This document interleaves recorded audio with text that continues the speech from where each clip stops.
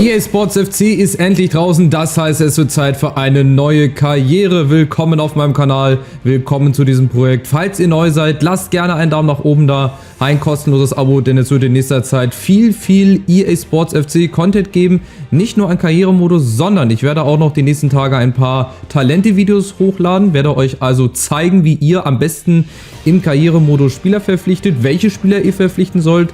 Dazu noch verschiedene Livestreams, die ich dann hoffentlich machen werde und dies und das und jenes und hast du nicht gesehen. Also würde mich sehr, sehr freuen, wenn ihr hier in Zukunft aktiv dabei bleibt. Ja, die Umfrage hat ergeben, dass wir, wenig überraschend, mit Eintracht Frankfurt eine Karriere starten. Meinem Lieblingsverein, meinem Herzensverein. Deswegen starten wir mal rein. Ich bin sehr, sehr gespannt. Es wird eine sehr, sehr interessante Aufgabe. Wir werden ja unter anderem auch in der Conference League spielen. Wir machen natürlich auch ultimativ. Wahrscheinlich kriege ich da erstmal ein bisschen die Grenzen aufgezeigt. Europapokal ist auch mit dabei. 5 Minuten Halbzeitlänge.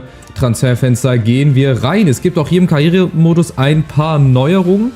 Und zwar gleich am Anfang, wenn wir nämlich uns die Taktik, glaube ich, auswählen, können wir uns ja diverse Trainer verpflichten für diese einzelnen Positionen. Ich werde jetzt hier einmal kurz einen Karrieremanagement-Stand machen und dann starten wir mal rein. Hier kommt unser neuer Trainer. So sehe ich aus. Habe mich einfach mal erstellt. So, willkommen im Club. Ja, das ist nämlich jetzt neu, dieses Taktikkonzept festlegen. Ihr seht rechts die ganzen Symbole, die stehen nämlich für ja einzelne Taktiken, die wir jetzt hier festlegen können. Wir haben einmal Standard, da seht ihr rechts ja, was das beinhaltet. Wir haben einmal die Defensivtaktik, die Offensivtaktik, das ist quasi so wie in Ultimate Team. Dann haben wir einmal das Flügelspiel, wir haben Tiki-Taka, wir haben das Gegenpressing, wir haben den Abwehrriegel, wir haben das Konterspiel, wir haben Kick and Rush, also quasi so wie die Engländer, einfach ne, hoch und weit gibt Sicherheit.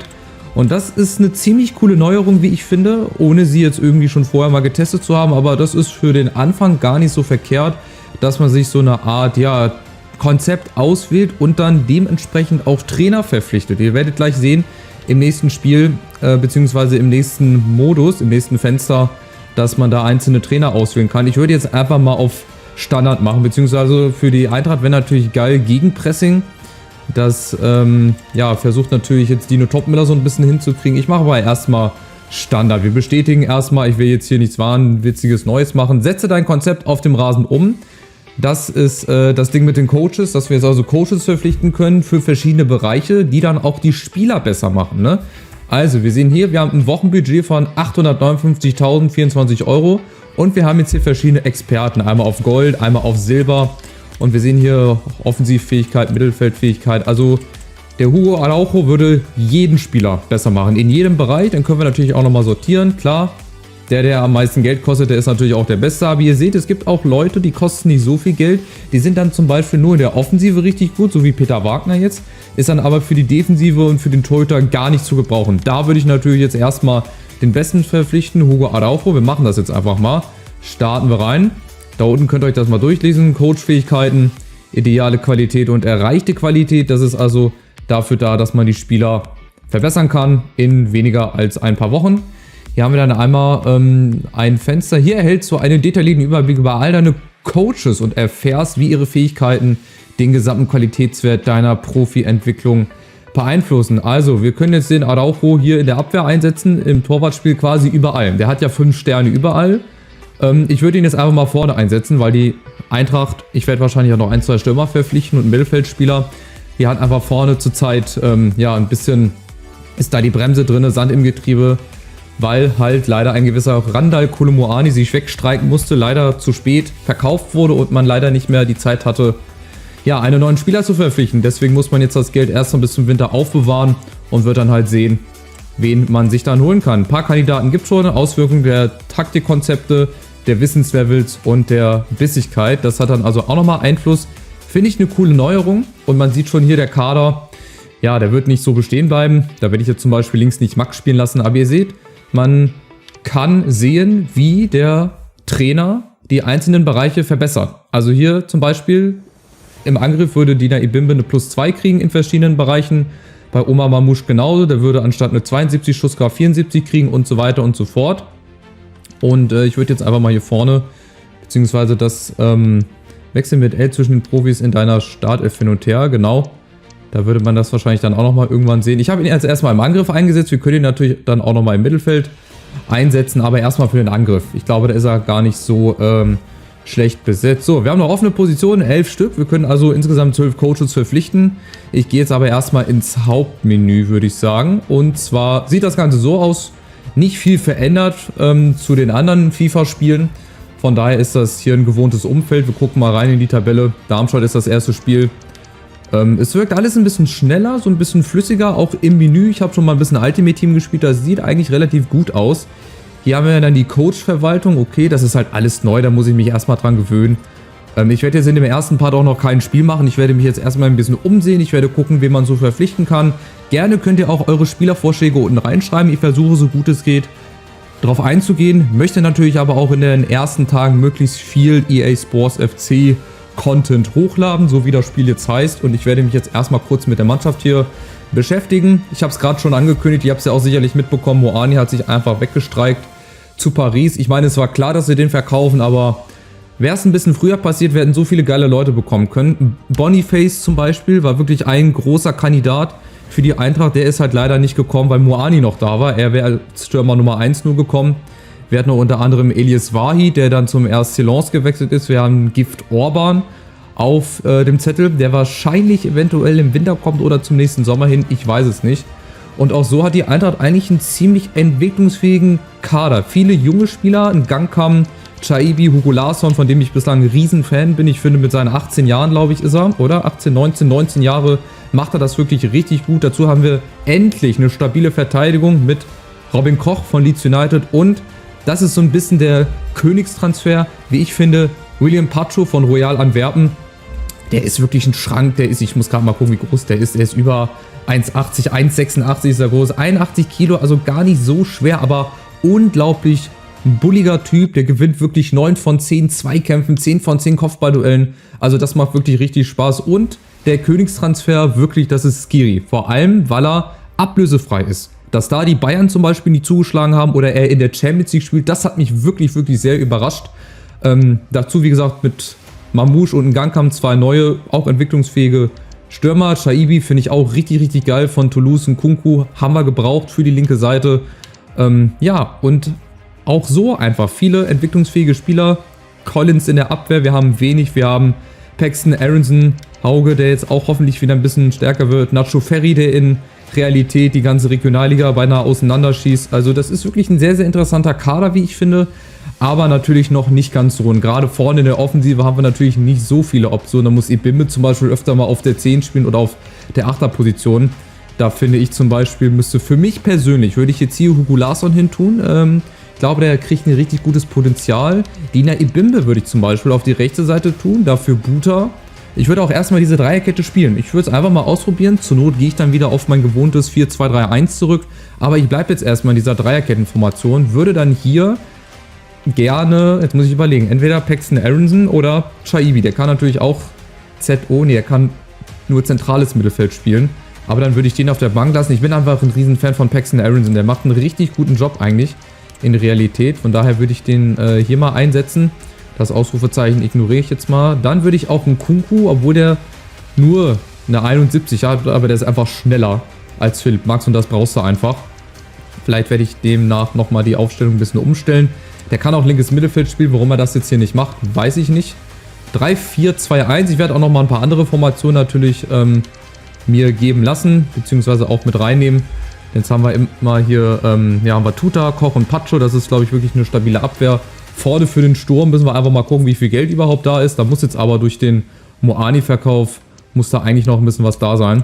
Also ihr seht, als Eintracht-Fan macht er sicherlich nicht viel falsch, wenn ihr hier dran bleibt. Wenn ihr also Bock habt auf die Karriere, wenn ihr ja einfach gute Unterhaltung wollt, wenn ihr eine schöne Zeit haben wollt, dann schaut doch gerne mal ab und zu hier vorbei. Vielleicht sogar regelmäßig, deswegen lasst da gerne mal ein Abo da. Wir machen mal weiter. Transfers, da hat sich auch nicht weiter viel verändert. Budgetüberblick. Wir haben 44 Millionen nur, das wundert mich ein bisschen. Weil ich habe gedacht, durch den Moani-Verkauf haben wir schon so, ja, an die 80, 85 Millionen. Aber gut, dann ist das so ein bisschen, ja, nicht an die Realität angeglichen. Aber mit 44 Millionen kannst du, glaube ich, immer noch was machen.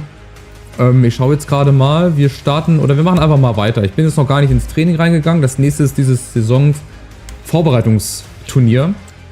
Hier ist auch nicht wirklich was Neues. Also die Spielernachrichten, die Spielerchats, die werden wahrscheinlich auch noch so sein wie in FIFA 23. Das ist jetzt auch nicht neu, das kommt halt immer am Anfang, ne? Wenn man neu bei einem Verein ist und wenn man neu eine Karriere startet, dass man erstmal die ganzen Tutorials hier durchlaufen muss, aber im Prinzip wissen wir ja, wie das funktioniert, von daher ist das jetzt alles ein bisschen, ja, nebensächlich. Ansonsten, wie gesagt, ich finde das mit diesen Coaches eigentlich eine richtig coole Sache.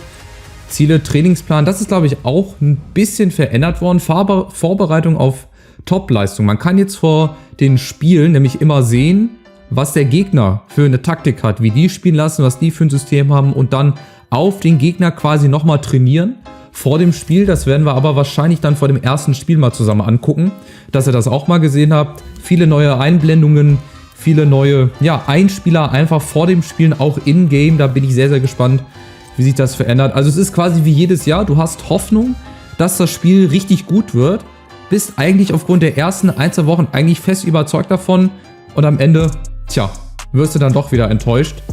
Und ich glaube, hier kann man dann festlegen, sobald man dann oben sieht, Darmstadt zum Beispiel ist, dann ist ja CM-Trainingsplan. Das ist wahrscheinlich noch ein Bug, das wird hoffentlich noch gefixt.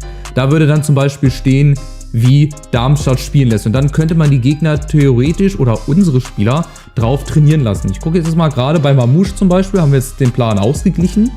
Wir können jetzt den Fokus auf die Energie legen, dann würde die Bissigkeit nämlich ein bisschen nach unten gehen, weil er nur trainiert und nur auf die Fitness geht. Dann haben wir Fokus auf Leistung, da würde die Bissigkeit natürlich dann wieder ein bisschen nach oben gehen. Starker Fokus auf die Leistung. Ich lasse es erstmal bei ausgeglichen. Dann geht die Bissigkeit natürlich ein bisschen nach unten, aber ich denke mal, das muss man sich halt auch einfach ein bisschen angewöhnen. Das ist quasi ein Ding, das hast du innerhalb von 3-4 Wochen drauf und dann ist das jetzt wirklich auch kein großes Hexenwerk. Teamstrategie, ideale Qualität, da könnte man jetzt zum Beispiel nochmal jemanden fürs Mittelfeld holen. Wenn ich das mal gerade machen kann, hier die Coach-Verwaltung, da könnte ich jetzt nochmal fürs Mittelfeld jemanden holen. Für den Angriff haben wir jetzt jemanden. Fürs Torwartspiel brauche ich eigentlich auch nicht. Wir sind da, glaube ich, ganz gut besetzt mit Trapp, Simoni, Santos aus Brasilien, auch frisch geholt. Auch junges Torhüter-Talent. Aber hier könnte man dann vielleicht nochmal einen verpflichten. Und zwar, wir haben ja noch ein bisschen Geld übrig. Wir gucken mal, wer noch so auf dem Markt verfügbar ist. Lena Sauer zum Beispiel, Experte. Ja gut, die Logos da vorne, die zeigen natürlich für welches System. Ne? Du musst natürlich auch immer gucken. Sascha Schmidt zum Beispiel ist mehr jemand fürs Gegenpressing. Das habe ich jetzt natürlich nicht eingestellt. Ne? Also da müsst ihr auch immer so ein bisschen drauf gucken, welcher Coach für welches Konzept wirklich passt. Aber ich denke mal hier Lena Sauer, da machen wir nicht so viel falsch. Und ich würde sagen, hier kriegen wir dann eine +5 mit rein. Man kann pro Bereich quasi 3 Coaches jeweils installieren. Da hat man ja dann insgesamt 12. 4 mal 3 ist 12. Gut aufgepasst in der Schule. Finde ich wirklich, wirklich eine richtig coole Sache. Araujo ist jetzt für den Angriff zuständig. Sauer macht hoffentlich das Mittelfeld ein bisschen runder. Den Coach verpflichten, aber habe ich doch schon, oder? Coach verpflichten. Achso, das ist, wenn ich weitere Coaches verpflichten will. Ja, und so weiter und so fort. Jetzt gucke ich mich nochmal ganz kurz auf den Transfermarkt um, würde dann natürlich auch nochmal warten, bis ihr so ein paar Spielervorschläge unten reingeschrieben habt. Versucht es wirklich realistisch zu halten. Also Leute, die jetzt Mbappé oder so unten reinschreiben, die können eigentlich gleich ihren Kommentar wieder löschen. Also ich würde gerne noch jemanden für den Sturm holen, vielleicht so 1-2 Leute, auch fürs ZOM. Rechte Seite, linke Seite bin ich eigentlich ganz gut besetzt. Ich möchte jetzt in der ersten Saison noch kein Meister werden. Machen wir uns da nichts vor, wenn ich mit der Eintracht einen guten Mittelfeldplatz erreiche. So 7., 8. Platz, das ist eigentlich erstmal mit dem Kader ganz gut, weil er ist halt noch nicht so ganz rund. Es ist gut, da sind viele gute Spieler mit dabei, die müssen aber noch als Mannschaft irgendwie zusammenfinden. Ist ja klar, nach dem großen Umbruch müsst ihr mal überlegen, wer alles weggegangen ist. Kamada, Lindström, Ndika, Moani vorne. Das sind natürlich schon Stützen, die kannst du nicht einfach mal so zack 1:1 ersetzen. Aber ich bin schon mal mit der Defensive richtig gut zufrieden. Ich finde, Tuta macht jetzt auch einen viel, viel besseren Eindruck. Wahrscheinlich, weil er halt 2 so stabile Innenverteidiger neben sich halt hat. Skiri im Mittelfeld, brauchen wir nicht drüber reden, ist der beste Sechser für mich gewesen in der letzten Saison. Viele Bälle abgefangen, viel gelaufen, viele, ja, einfach auch viele Passwege zugestellt. Und das brauchst du einfach. Das brauchen wir bei der Eintracht. Wir gehen jetzt gerade nochmal, haben wir vielleicht den ersten Scout-Bericht? Beziehungsweise Spieler suchen. Wir können ja mal nach diesem Gift Orban schauen. Ja, das hat sich auch nicht viel verändert. Dann zeige ich euch den einfach mal. Gift Orban. Ah, nee, ist so gar nicht zu finden. Vielleicht so. Orban hier. Gift Emanuel Orban. 20 Jahre alt. Der ist halt auch unter anderem bei der Eintracht im Gespräch. 1,78 ist jetzt nicht unbedingt der Stürmertyp, den wir vielleicht nochmal brauchen. So wie damals André Silva. Aber auch ein guter Mann. Ja, den kann ich dann also auch wieder beobachten lassen. Apropos Talente, ich habe das schon am Anfang schon mal angekündigt, ich werde die nächsten Tage dazu nutzen, wirklich diese Talente-Videos hochzuladen. Für Torhüter, für Verteidigung, fürs Mittelfeld und für Sturm, dass ihr also perfekt vorbereitet seid für euren Karrieremodus. Und ich würde sagen, wir belassen es erstmal hierbei. Schreibt gerne eure Spielervorschläge unten rein. Ich werde so ein bisschen schauen, dass ich die Taktik einstelle, euch das dann nochmal zeige und dann würde ich einfach schon bis zum ersten Spiel vorspulen. Und dann, können wir eigentlich schon anfangen gegen Darmstadt. Also ich freue mich auf ein neues Spiel, auf eine neue Karriere. Ich bin gespannt, was das Jahr mit sich bringt. Und ich hoffe, ihr lasst ein kostenloses Abo da. Und durchlauft mit mir zusammen diese Karriere hier mit meiner Eintracht, mit meinem Herzensverein. Macht's gut, ciao, ciao, bis zur nächsten Folge.